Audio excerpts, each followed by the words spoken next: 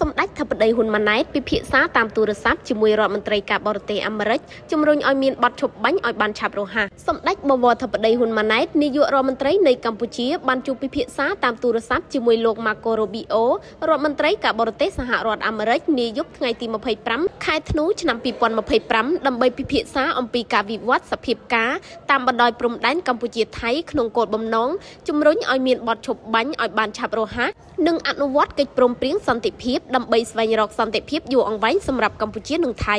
លោករដ្ឋមន្ត្រី Rubio បានគូបញ្ជាក់ចំហយ៉ាងច្បាស់លាស់ថាសហរដ្ឋអាមេរិកចង់ឃើញសន្តិភាពស្ថិតស្ថេររវាងកម្ពុជានិងថៃនិងខិតខំជំរុញឲ្យមានបទឈប់បាញ់ឲ្យបានឆាប់រហ័សតាមដែលអាចធ្វើទៅបានសម្ដេចបវរធិបតីបានបញ្ជាក់ជាថ្មីអំពីការប្រកាន់ភ្ជាប់យ៉ាងម៉ឺងម៉ាត់របស់កម្ពុជាក្នុងការបន្តអនុវត្តតាមស្មារតីសេចក្តីថ្លែងការណ៍រួមទីក្រុងកូឡាឡាំពួរនិងសង្ឃឹមថាភាគីទាំងពីរនឹងបន្តធ្វើការជាមួយគ្នាស្របតាមកិច្ចព្រមព្រៀងដែលមានបើតាមសម្ដេចធិបតីកម្ពុជាបន្តរក្សាជំហរក្នុងការដោះស្រាយបញ្ហាព្រំដែនដោយសន្តិវិធីដោយអនុលោមតាមកិច្ចព្រមព្រៀងនិងយន្តការដែលបានឯកភាពគ្នានាពេលកន្លងមករួមទាំងសេចក្តីថ្លែងការណ៍រួមទីក្រុងកូឡាឡាំពួរដើម្បីដោះស្រាយបញ្ហាព្រំដែនកម្ពុជាថៃនិងកសាងសន្តិភាពយូរអង្វែងរវាងប្រទេសទាំងពីរ